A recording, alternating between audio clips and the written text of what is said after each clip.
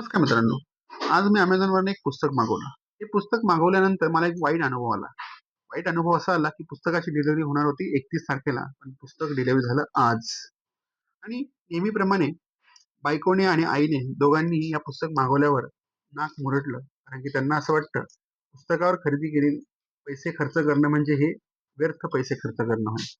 परंतु त्यांना काय माहिती, पुस्तकावर खरेदी करणं म्हणजे कधीही नष्ट न होणाऱ्या प्रॉपर्टीवर खर्च करणं असं होतं. तर आपण हे पुस्तक उघडून बघूया.